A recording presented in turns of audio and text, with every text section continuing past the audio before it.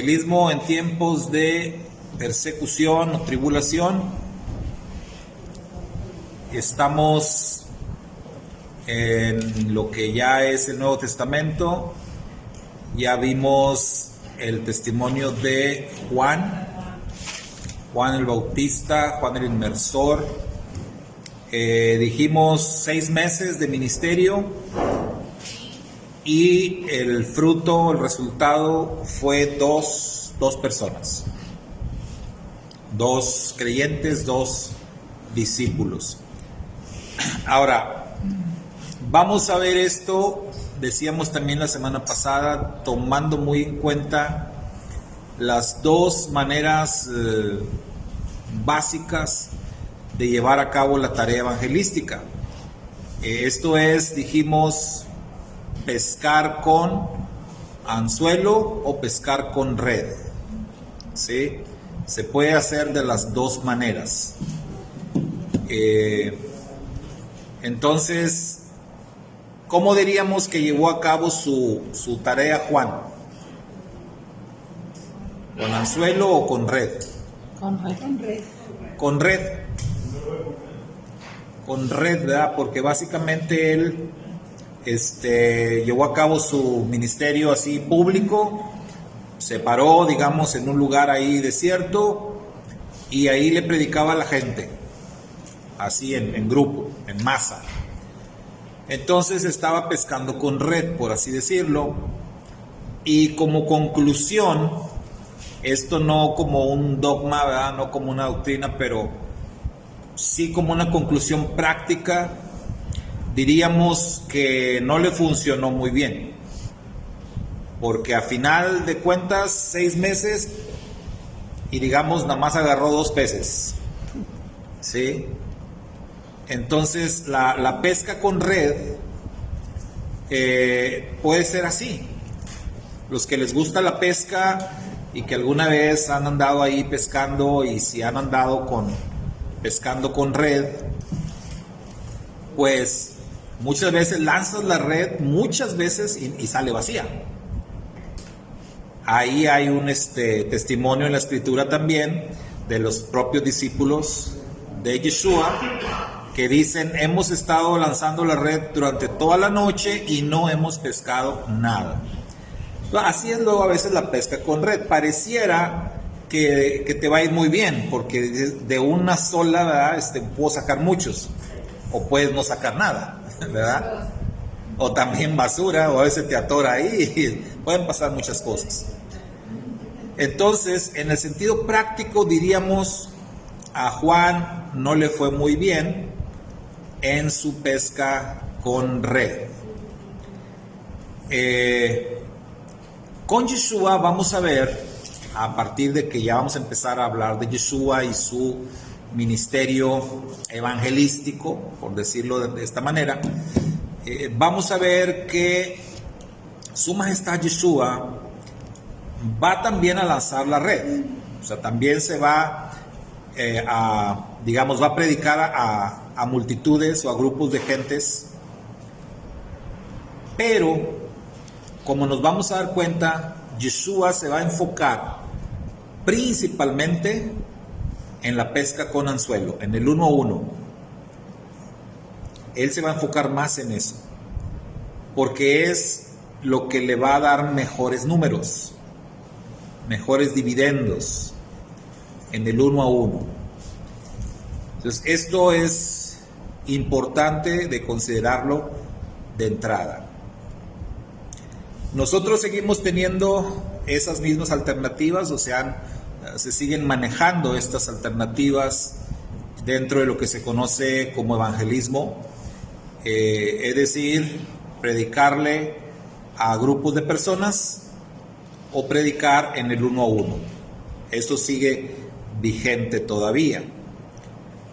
Por ejemplo, si tú dices: me voy a subir en un transporte público, una pecera, ¿no?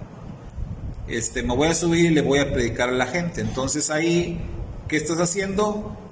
Pescando con red. Ahí te subes y le vas a hablar a un grupo de personas. 10, 15, 20 personas, qué sé yo. ¿Qué va a pasar? Pues vas a dejar ahí un testimonio, una semilla o varias semillas, pero difícilmente va a pasar algo que tú vayas a ver. O sea, difícilmente alguien en la pecera te va a decir, oye, me interesa, ¿por qué mejor no vas y me enseñas personalmente? O sea, difícilmente va a pasar. Entonces, probablemente te puedas, si llevas a cabo esta práctica y digamos que te subieras a una pecera cada 3 días o que lo hicieras 3 veces por semana y le predicaras a un promedio de 50, 60 personas por semana y probablemente lo hagas durante meses y lo más seguro es que no vas a ver ningún resultado práctico.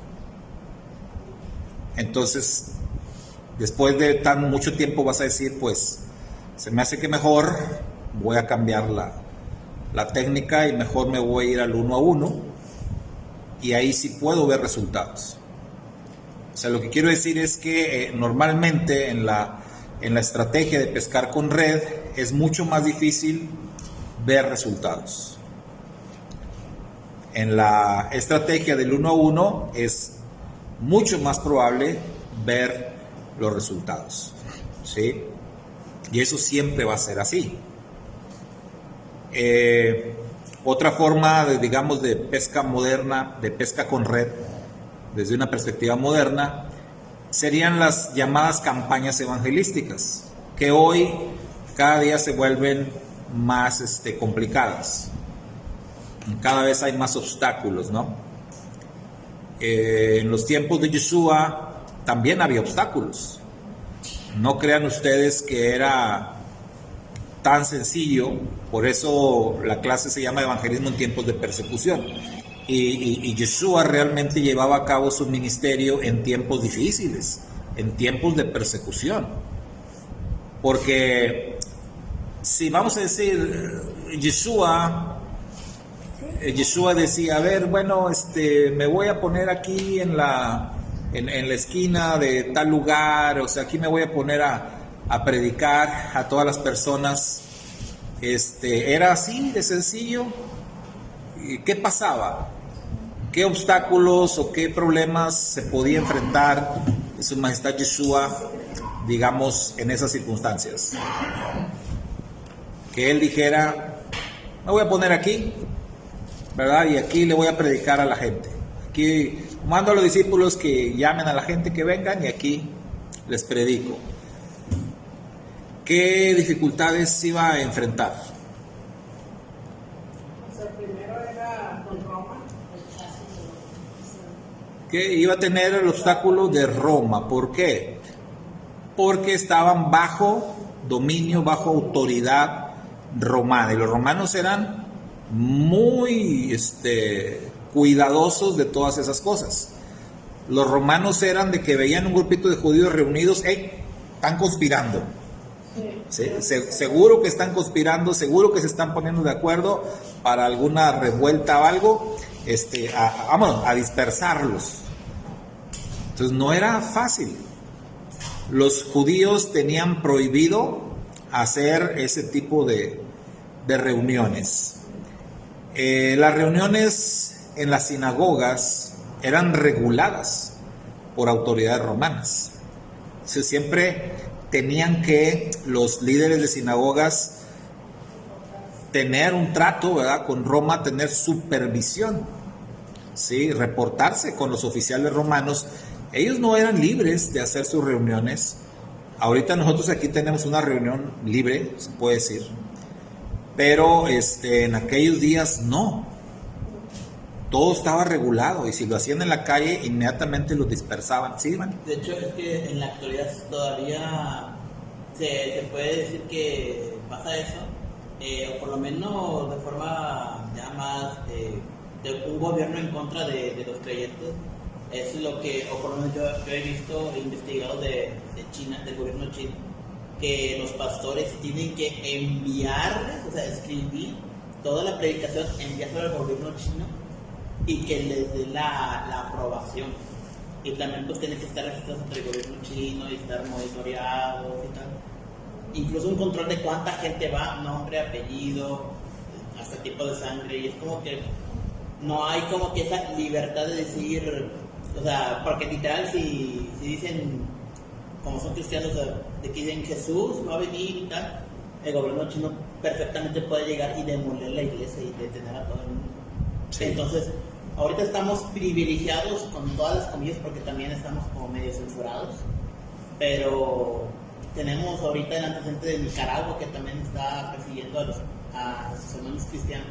Entonces, como que también es pues libres, tan libres no estamos, pero hay que aprovechar la poca libertad que tenemos por el momento.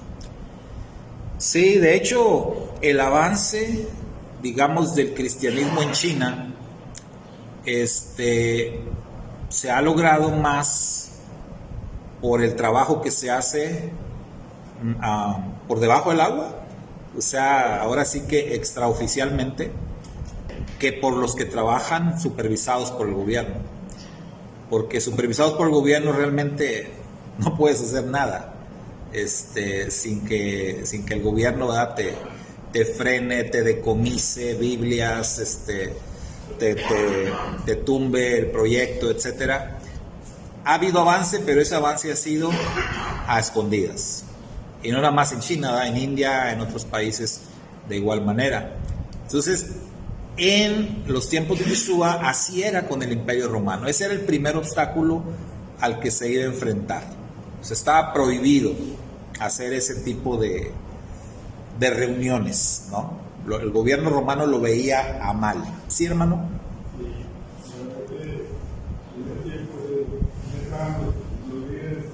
Líderes religiosos, como los fariseos, y se escriban, como nosotros ahí, ¿por qué no hay ley que se animara ahí y no escucharon que ellos eran acostumbrados?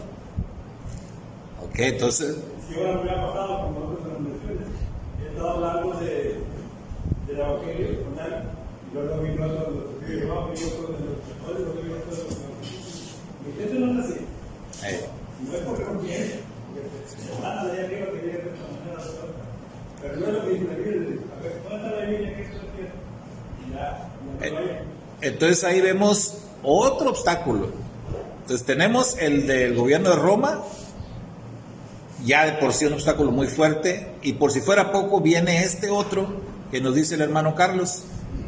Entonces, si ya de por sí era mucho batallar con los romanos, y todavía tienes el otro obstáculo, que son los grupos religiosos que había en ese momento, que al enterarse que andaba por ahí un predicador itinerante, ¿verdad? Ahí callejero, inmediatamente mandaban a su gente: oye, ves a checarme quién es y qué está enseñando, y si está de acuerdo con nosotros, y si trae otras ideas, vienen de reportas, porque lo vamos a parar en seco.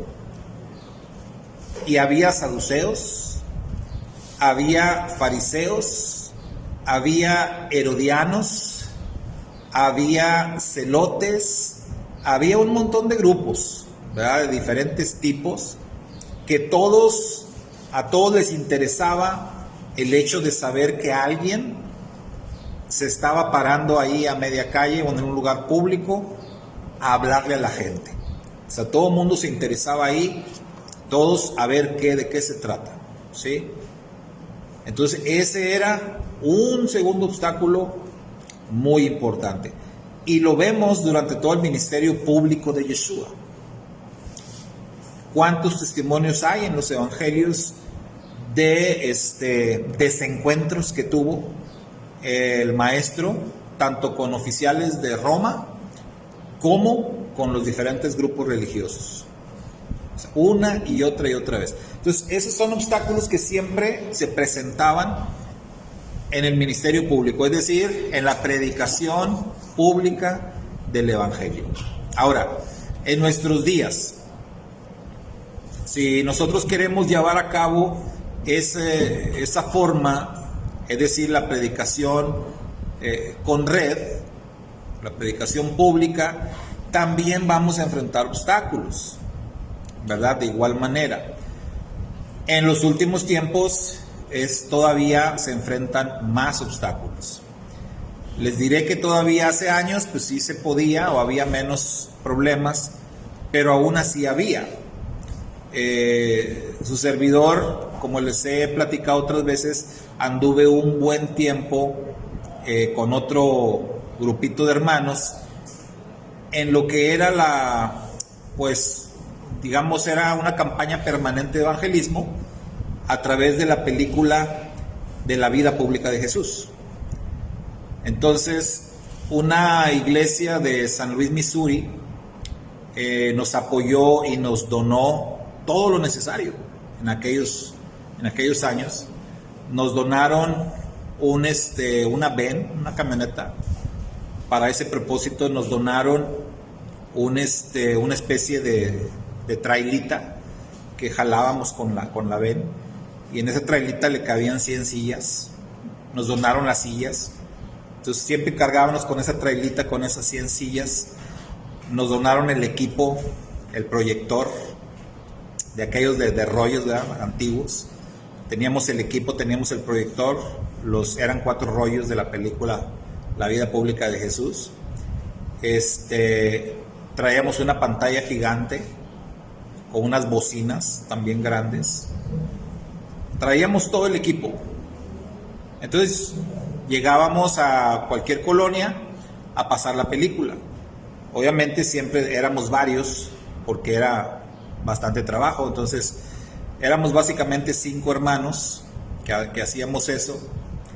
Y a veces pues sí pedíamos ayuda también de la gente. Llegaban algunos cristianos ahí de la colonia y pues ayúdenos, ¿verdad?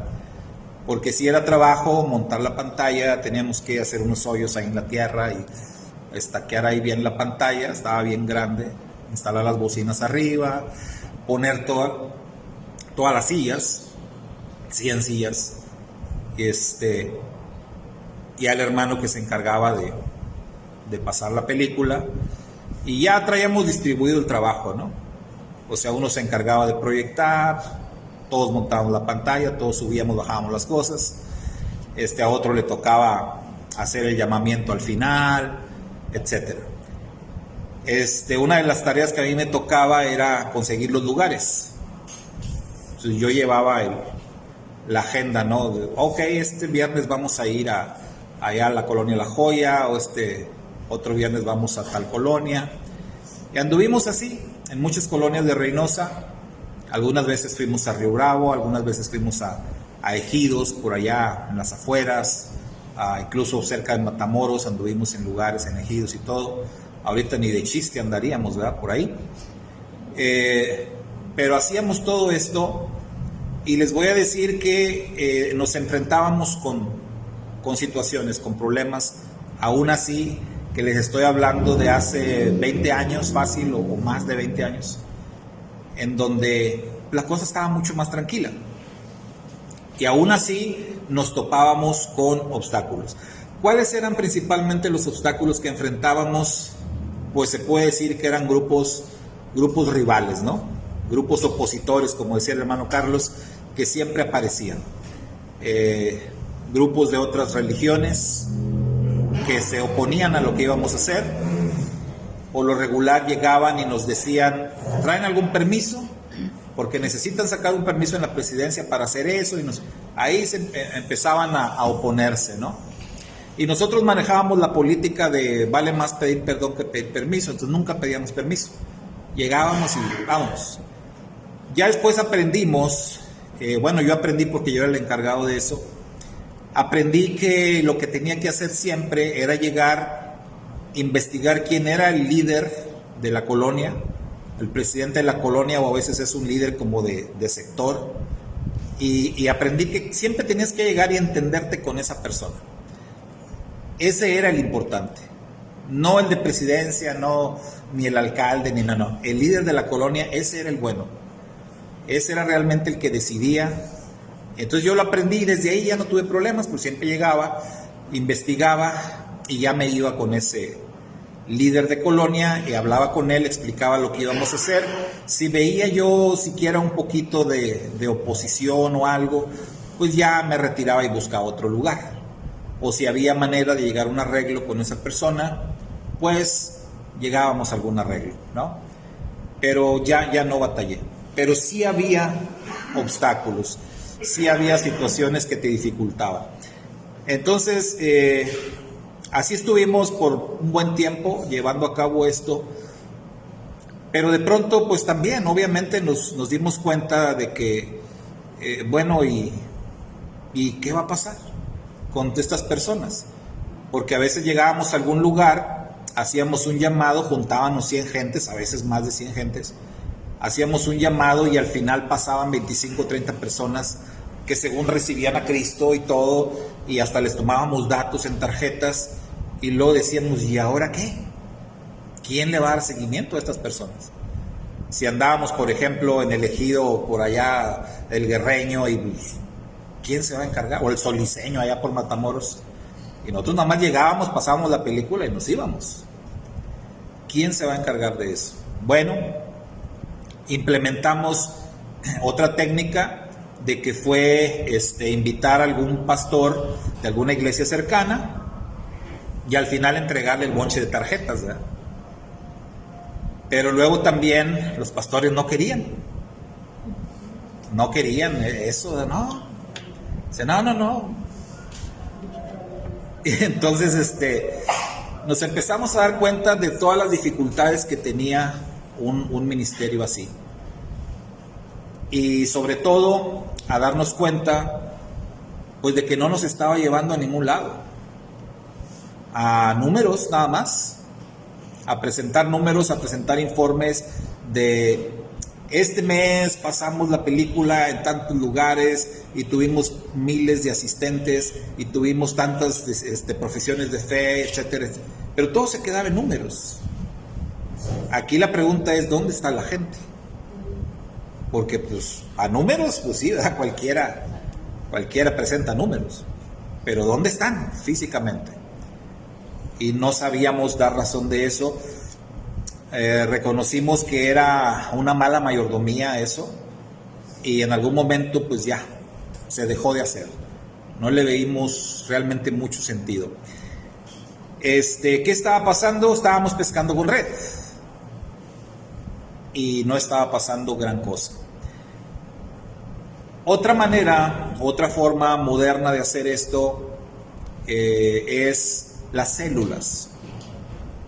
Las células, algo muy conocido, ¿no? Algo que vino a revolucionar las iglesias, el trabajo con células o grupos pequeños, ¿verdad? Como también se les conoce. Esto de las células también vino a revolucionar, muchas iglesias cambiaron su forma de trabajar, dejaron sus estrategias pasadas para adoptar el trabajo con células. Porque decían, no, esto sí te trae bastante crecimiento, etcétera, etcétera. Y sí, de alguna manera sí. Pero, pues, eso también pasaba por alto un detalle importante. El mismo Yeshua, en su ministerio terrenal, tuvo o llegó a tener un grupo de seguidores enorme, de miles de personas siguieron a Yeshua. Pero, mis hermanos, hablando de números, las escrituras nos dicen claramente, al final del ministerio de Yeshua, el fruto que a él le quedó de su ministerio, de 3 años y medio, dicen algunos, de 1 año, dicen otros, de 70 semanas, lo que haya sido. El fruto que le quedó a su majestad Yeshua fueron 120 personas. 120. Los que estuvieron reunidos ahí en el aposento alto, ese fue el fruto de su ministerio. No más. 120. Entonces, ¿qué pasó con las multitudes? ¿Qué pasó con los miles y miles que durante ese tiempo lo siguieron? Pues nada más 120 eran de veras, ¿no? El resto no. El resto, pues, o eran emocionales, espejismo, qué sé yo. Con las células pasa también mucho eso. Mucha gente se acerca, viene o se agregan incluso a las iglesias por medio de los grupos celulares, pero eso no quiere decir gran cosa. Hoy en día hay mega iglesias, ¿no? Mega iglesias. En Corea, no sé si siga siendo la de Corea del Sur la más grande del mundo. Hay una iglesia muy, muy grande en Corea que se reúnen hasta en un estadio. Pero eso no quiere decir que todos los que están ahí son discípulos, como en otras mega iglesias, ¿verdad? Entonces, repito, Yeshua tuvo muchos seguidores, pero muchos de ellos fueron así, nada más un espejismo, ¿verdad? Con las células pasa igual. Nosotros acá implementamos también el trabajo con células durante un tiempo y pues sí, con mucho éxito, ¿verdad? También. Los hermanos de Odres, que aquí están varios, ¿verdad? Que estuvieron en Odres, también les fue muy bien con las células, ¿no? En su momento también tenían bastantes creyentes nuevos que se fueron agregando, pero que también así como llegaron, pues se fueron. Aquí nos salió un recuerdo, a mi esposa le decía yo a mi esposa ayer, ¿no? Anoche. Le decía yo, le digo, mira, salió un recuerdo de porque mi esposa tenía una célula y ella tenía la célula más grande de las que teníamos aquí. Y ya incluso cuando empezamos en Raíces, porque la célula se llamaba Shalom, ¿no? Y le digo, mira, aquí está una participación, estaban como de aquí hasta allá, el grupo de hermanos en una participación, como unos 18, ¿no? 20 era la célula, bien grande. Pero no hay ni uno ahorita. Ni uno. Claro, la hermana Elena, pero pues ahorita no está. Pero de todos ahí, nada más la hermana Elena. Gente aquí de Las Delicias, de aquí de La Cedillo, pero una célula numerosa, ¿no? Entonces, ¿pero qué pasa? Le digo, sí, el sistema de células parece que atrae, ¿verdad? Gente, por la forma que está diseñado el trabajo, pero a final de cuentas no permanece. Una de las iglesias aquí en la región que se desarrolló y creció muy fuerte con el sistema de células es la primera iglesia bautista de Piedras Negras, Coahuila. El pastor de ahí vino muchas veces a darnos capacitaciones aquí, a Reynosa y a la región, porque ahí los hermanos de la PIB de Piedras Negras, siendo una iglesia así como en decadencia, como muchas primeras iglesias, ya en franca decadencia, llegó este hermano pastor, implementó el trabajo con células y se convirtieron en una iglesia de miles, ¿no? Creció muchísimo. Entonces él daba muchas conferencias y seminarios sobre el trabajo con células. Después de varios años, ese mismo pastor me tocó todavía escucharlo hablar acerca de esto y de decir, hermanos, perdón, me equivoqué, ¿verdad? O sea, lo de las células, hay que meter ahí un ajuste porque no funciona bien, ¿verdad? O sea, lo que hay que trabajar es el discipulado, porque realmente hemos estado, sí, aumentando en número de asistentes, pero no de discípulos. Entonces de repente él se dio cuenta y dijo, pues ya tengo mucha gente y no tengo quien atienda a esa gente. No tengo suficientes líderes, no tengo suficientes discípulos. Entonces cambió totalmente su estrategia. En ese cambio perdió muchísima gente, ¿verdad? Mucha gente que está ahí nada más por emociones, por otras cosas, como dice acá la hermana Norma, por los milagros. Mucha gente se va a acercar a la iglesia por diferentes razones y no nos interesa realmente ese tema. A Yeshua no le interesaba, a nosotros no nos debe interesar que la gente se acerque por otra cosa que no sea realmente por comprometerse con el Eterno. Entonces, este pastor de acá se dio cuenta y reviró, ¿verdad? Y dijo, pues voy a replantear el proyecto, y él empezó a trabajar más con grupos de discipulado, en la formación de líderes. Es decir, se dio cuenta de algo que está ahí en el Nuevo Testamento y que Yeshua así lo hizo. Entonces, Yeshua, ¿qué hizo? Se enfocó en líderes, en preparar y entrenar líderes, o sea, discípulos totalmente preparados, capacitados para desarrollar el trabajo. Por lo mismo, porque ¿para qué quiero tener una gran multitud si no los puedo atender? ¿Qué le pasó a Moisés? Que le hizo ver Yitro. Moisés estaba desgastando todo el día atendiendo a la multitud él solo, hasta que Yitro vino y le dijo: oye, no hombre, esto no es así, Moisés, tú necesitas líderes. Necesitas líderes ya de centenas, de 50, de 10, necesitas líderes. Entonces de ahí nace el liderazgo, de ahí muchos toman el modelo de células, pero se olvidan de que el modelo está centrado en líderes, no en multitudes de personas, sino en formar líderes. En el trabajo de Yeshua, lo que vamos a ver nosotros es que esa fue la clave del trabajo de Yeshua. Esa fue la clave y sigue siendo la clave, trabajar en la formación de líderes. El Rav Shaul más tarde lo entendería perfecto y así el Rav Shaul lo iba a comunicar también a sus discípulos. Hay un texto que es clave y vamos a buscarlo, me parece que es en la segunda Timoteo. Ahí en la Biblia vamos a ir a la segunda carta a Timoteo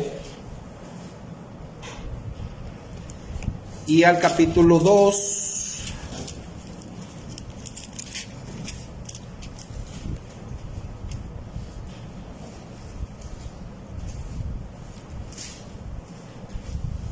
Y verso 2.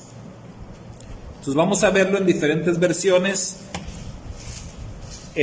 pero estoy convencido desde hace muchísimos años que esto es la clave de una buena tarea evangelística. Segunda Timoteo 2:2. Alguien que tenga Reina Valera, me gusta mucho cómo dice la Reina Valera 60. Yo. Dice: tú pues, hijo mío, esfuérzate en la gracia que es Cristo Jesús. Dice: lo que has oído de mí ante muchos testigos, esto encarga a hombres fieles que sean idóneos para enseñar también a otros. Muy bien. Entonces fíjense, lo que has oído de mí, y dice delante de muchos testigos. El Rav Shaul, igual que nuestro Santo Maestro, siguió esa línea de trabajar sí con grupos, trabajar con multitudes incluso, pero el enfoque principal era el uno a uno. ¿Sí? Como dijera el maestro, era necesario hacer esto sin dejar de hacer aquello. Pero ante las multitudes era más una cuestión de testimonio. Sabían que no iba a haber mucha productividad en las multitudes, pero por testimonio había que hacerlo. Pero el enfoque era el uno a uno. ¿Sí, hermano Carlos? Y también ocurre que cuando se hacen células, a veces la célula crece más que la iglesia misma. Sí. Empieza los conflictos de la iglesia madre. Y yo creo que para ver, se va más gente a la célula que gente de la iglesia. Hay gente que va a la célula y hay miembros de la iglesia. Sí. Y luego van a la voy a hablar de células porque la gente se está yendo. Sí, o sea, se crean muchos conflictos, ¿verdad? Muchos conflictos de diferentes tipos, más cuando las células empiezan a funcionar como una mini iglesia, ¿verdad? Y que empiezan también como a pedir ofrendas y todo, o sea, manejarse así como una iglesia en pequeño, y surgen unas situaciones de conflictos ¿verdad? Que pues después el pastor ahí anda cerrando células o quitando líderes o surgen celos y envidias de otros líderes, no. Entonces a veces espiritualmente no están listos para eso y el diseño nunca fue así. O sea, el diseño, como vamos a ver, es trabajar con los líderes, ¿verdad? Principalmente con líderes. Entonces ahí en 2.2 de 2 Timoteo lo dice claramente. Esta versión dice: me has oído enseñar verdades que han sido confirmadas por muchos testigos confiables. Ahora, enseña estas verdades a otras personas dignas de confianza que estén capacitadas para transmitirlas a otros. Entonces, la idea es muy clara. Cualquiera de las versiones que ustedes tengan ahí, creo que la idea es muy clara. Lo que está hablando aquí el Rav Shaul es de una reproducción, pero una reproducción de líderes, una reproducción de personas, dice él, que sean capaces de continuar con la tarea. Entonces, Yeshua todo el tiempo estuvo entrenando personas a las cuales les iba a dejar la tarea encomendada. Yeshua lo tuvo claro: yo nada más voy a estar un tiempecito y me voy a ir, y ahí ustedes le van a seguir, y por eso los tenía que entrenar bien. Cuando el enfoque no es ese, se va a perder la tarea. ¿Sí, hermana Irene? Una ocasión una hermana sabía que nosotros, gracias a que estábamos haciendo una célula, ella nos decía, esa hermana tenía más experiencia y ya mucho más de esta. Decía: las ovejas van a estar con esto. Dice: los líderes tienen que dar líderes. Y nosotros, dentro de la imagen que nos dio el pastor, implementamos uno de vez en cuando pasar películas que eran a la lógica para que acabar de empezar, y el hogar donde la teníamos, pues estaban todas las casas, todos los habitantes que íbamos ahí. Entonces nosotros optamos por proyectar las películas en la pared de la casa. Entonces salían todos los vecinos y a ver las películas, y fue poco a poco lo que fueron implementando en la célula.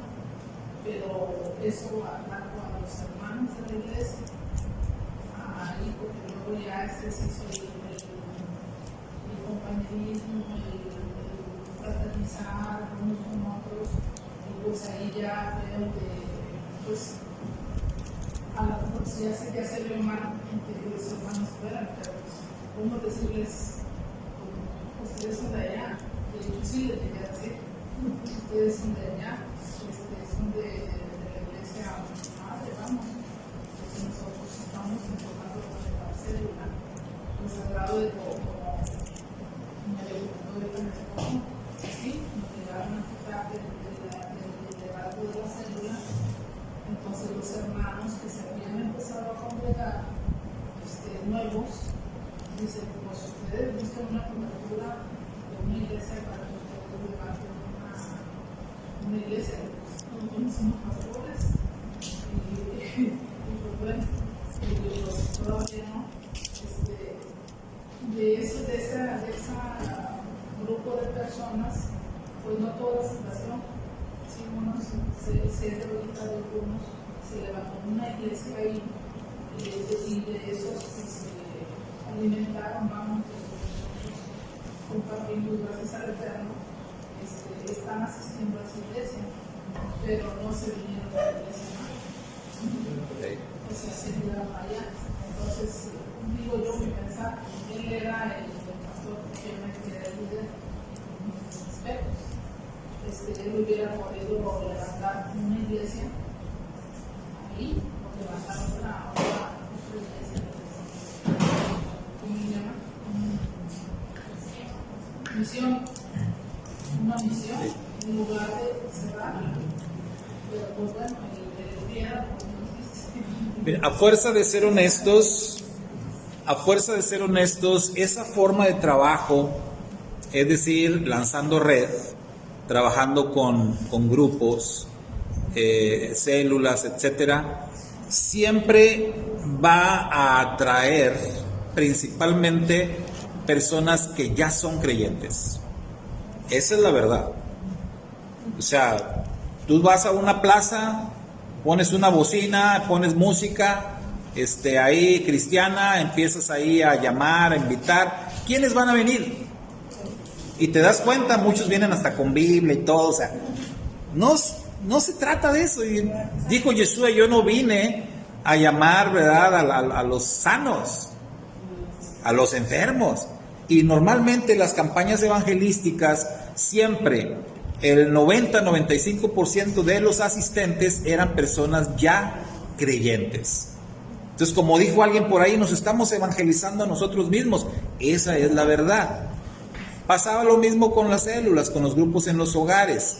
¿Por qué? Porque tú llegabas a un hogar y que el anfitrión y invitar a ir. ¿Quiénes iban a responder a la invitación o quiénes respondían honestamente? Personas ya creyentes, personas que muchos de ellos iban a otras iglesias, pero pues, oye, que te la traigan a tu casa ahí cerquita, pues voy, ¿verdad? Ahí venían los conflictos, de que se enteraba el pastor de él que está yendo a la célula del otro pastor y empezaban las situaciones, ¿verdad, hermana Mireya? Creo que como está comentando la hermana Irene, de que empezaron a llegar personas cristianas, tal vez les llamó la atención que hubiera, ¿verdad? Entonces, yo digo que el enfoque de esas personas cristianas que asistían ahí debió de haber sido, pues, investigar cómo le están haciendo ellos para hacerlo yo, ¿no? Sí. ¿Verdad? Para abrir otra, no quedarse nada más ahí. Así es, pero ese sistema nos trae más situaciones de conflictos que ventajas. Ahora, ¿qué ventajas nos presenta el 1 a 1? ¿Verdad? Para empezar, tú vas a seleccionar, tú vas a escoger, no va a ser al azar. Cuando lanzas la red, pues la lanzas y no sabes qué va a agarrar. Decía la hermana, hasta basura agarra, ¿verdad?, la red. Entonces realmente no sabes. Cuando tú vas a trabajar en el 1 a 1, tú vas a seleccionar. Tú tienes esa ventaja de escoger con quién quieres trabajar, ¿sí? Tú vas a tener eso. Y eso es muy importante. De entrada, pues no vas a escoger a alguien que ya es creyente.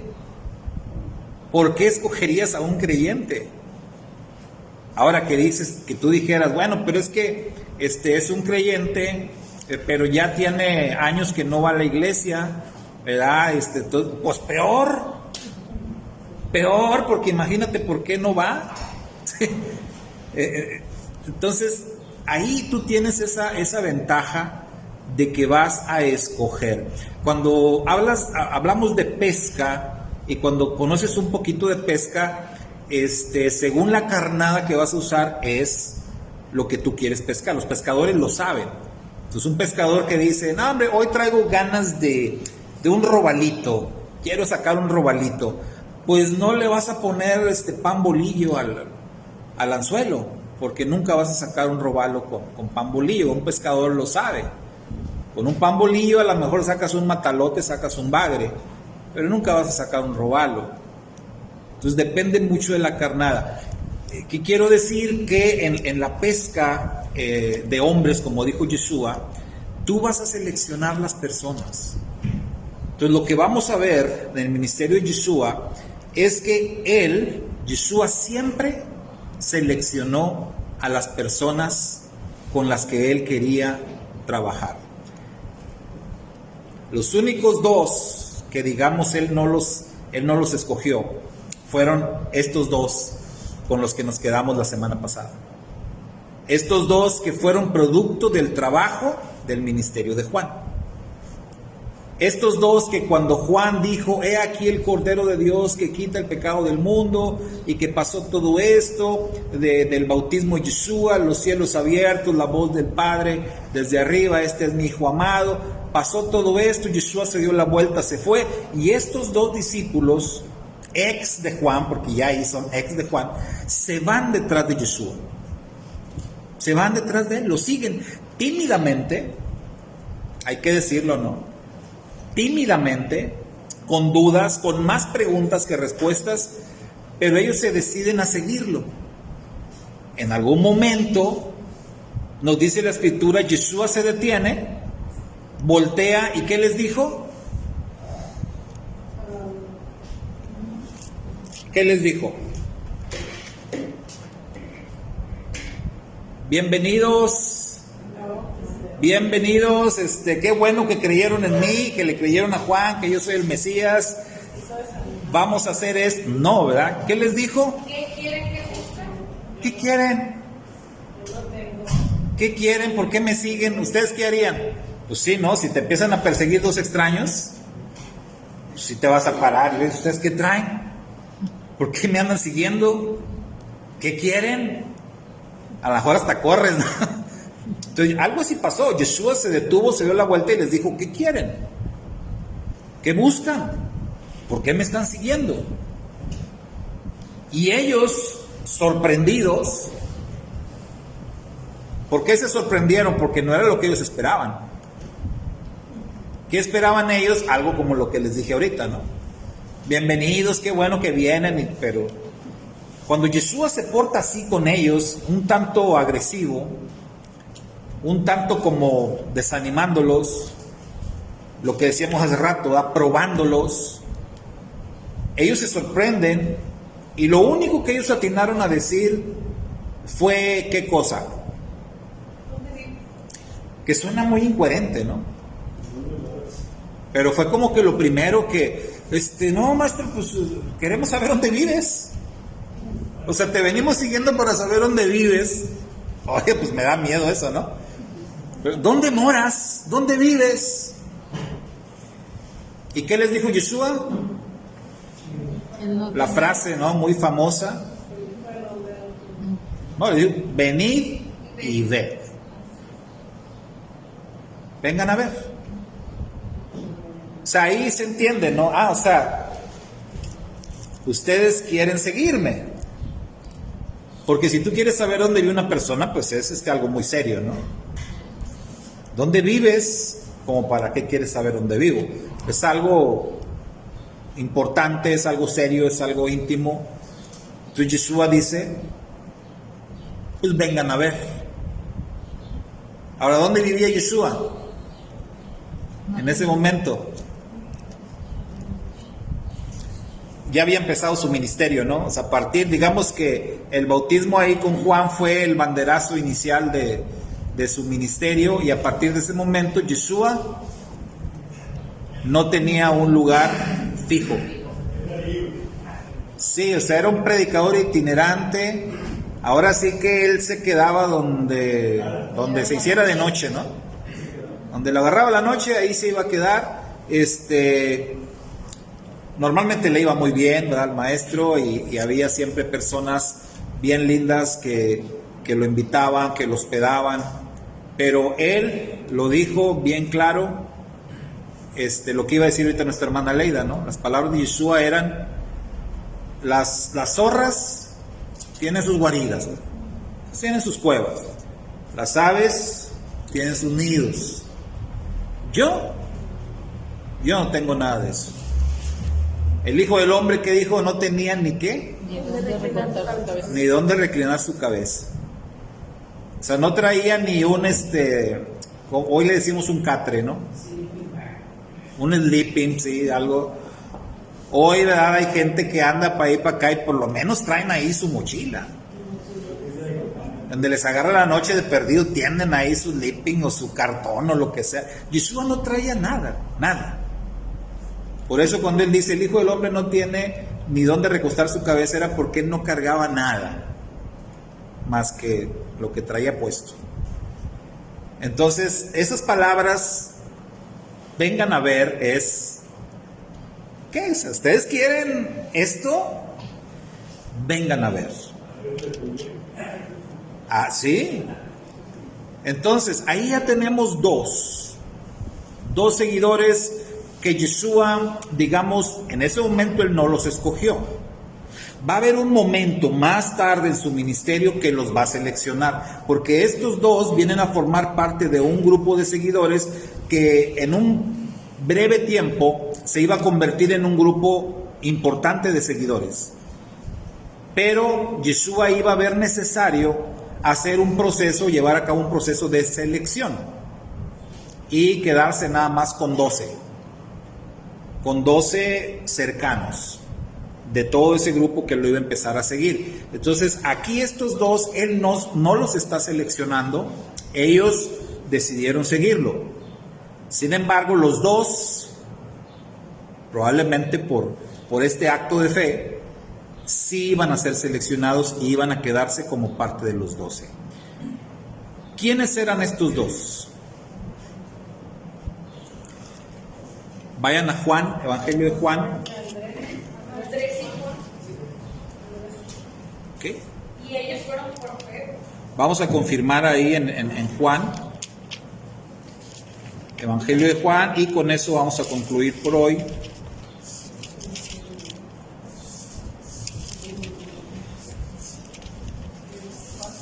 Ahí en el principio del Evangelio de Juan vamos a encontrar este dato, capítulo 1.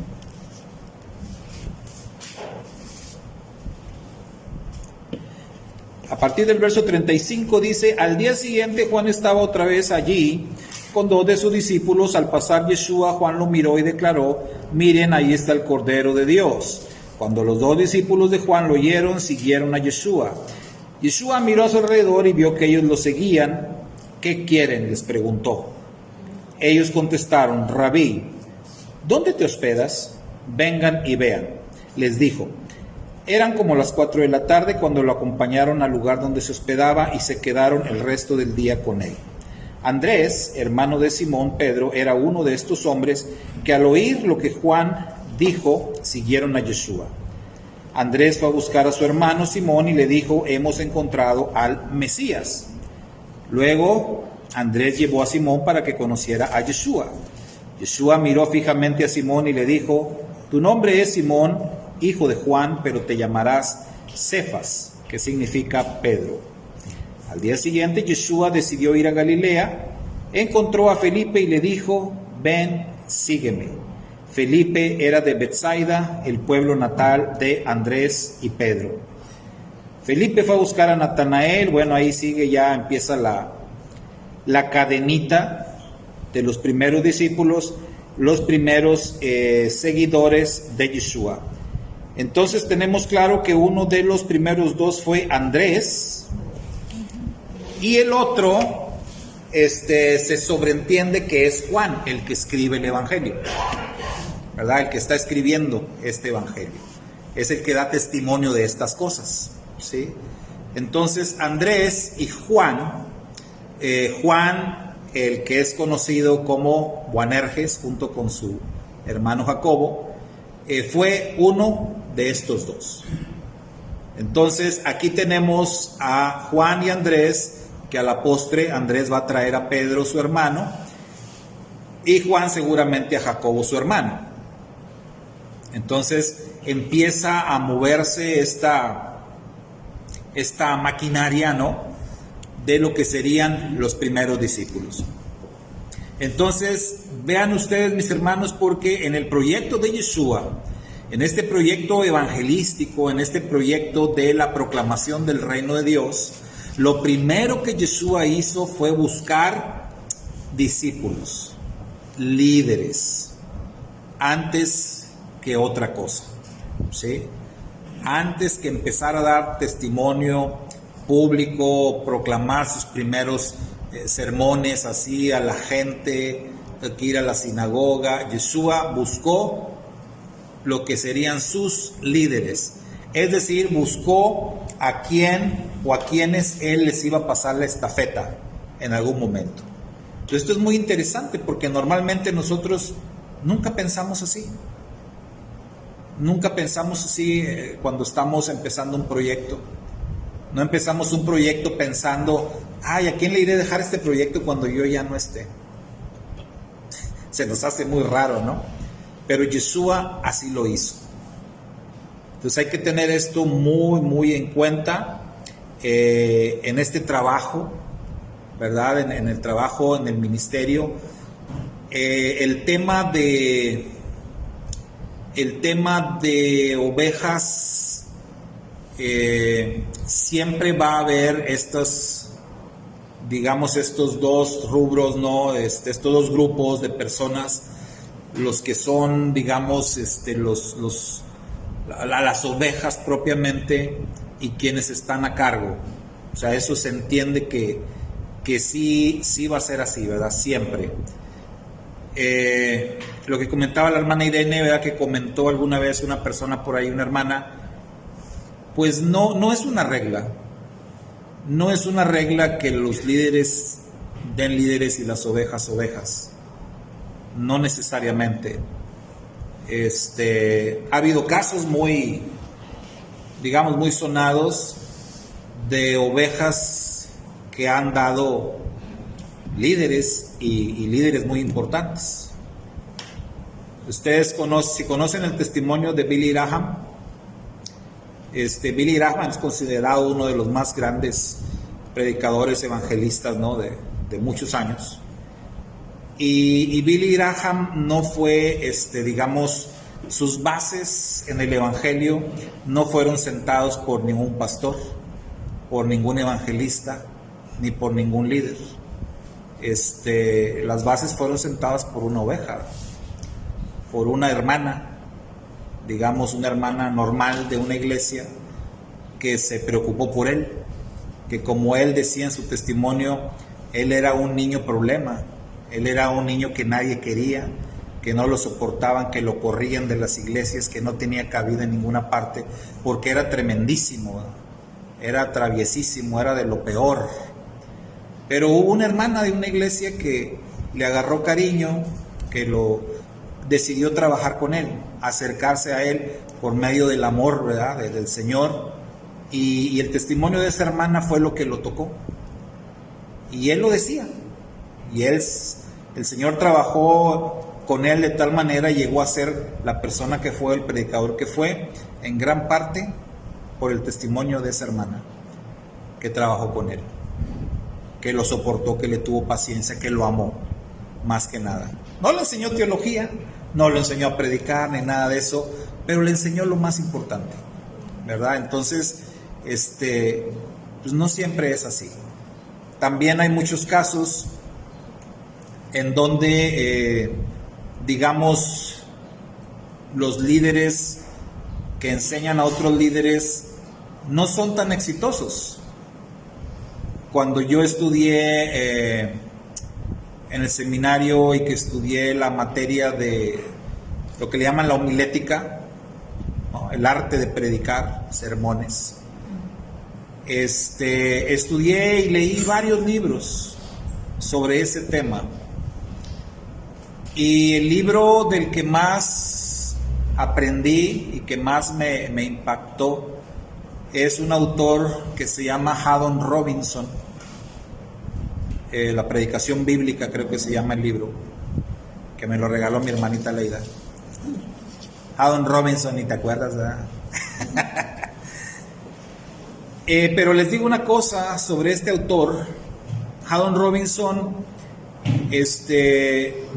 no es, ¿verdad?, ni siquiera un predicador reconocido. Es más, él mismo dice: soy malo para predicar. Si yo no soy bueno predicando, pero he producido buenos predicadores. Si yo no lo hago muy bien, pero pues lo enseño bien. Y entonces muchos predicadores muy reconocidos aprendieron con él, sin él ser de lo mejor. Esto suele pasar también.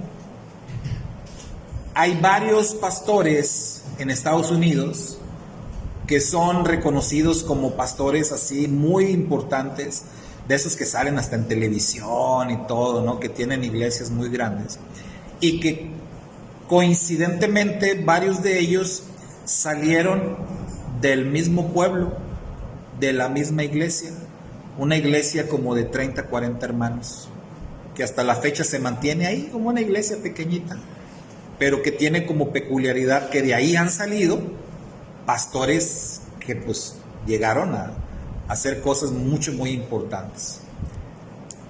Algo de especial ha de tener esa congregación, ¿verdad? En ese lugar. Dice el hermano de ahí, aquí sabemos preparar bien a la gente, ¿no? Entonces, vaya, no hay nada escrito, no hay este tipo de reglas, ¿no?, que funcionen,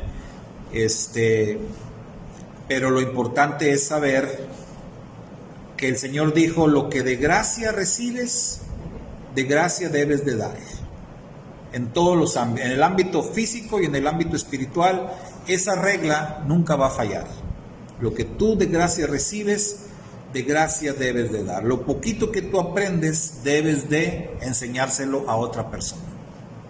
Si haces eso, siempre va a funcionar y siempre va a haber frutos. ¿Sale? Bueno, hasta ahí le vamos a dejar. Entonces, la próxima semana, o mejor dicho, en la velada, ¿verdad?, la velada de Pesaj, continuamos con este tema, con otra clase sobre evangelismo en tiempos de persecución, y vamos a ver, digamos, los primeros encuentros de Yeshua con sus primeros discípulos. Ya leímos ahorita sobre Andrés, Juan, Pedro, Felipe, y vamos a ver algunos casos que alcancemos a ver. ¿Cómo fueron esos encuentros? ¿Qué les dijo Yeshua? Y ustedes piensen, si Yeshua se hubiese encontrado con ustedes, ¿qué les hubiera dicho? ¿Les hubiera cambiado el nombre también? ¿Nos hubiera cambiado el nombre? ¿O qué nos hubiera dicho? Vamos a pensar un poquito en eso. Bueno, por hoy es todo. Bendiciones para los que nos acompañaron de manera virtual. Hermana Norma, Atilano, Claudita, creo está por ahí también. Y nada más.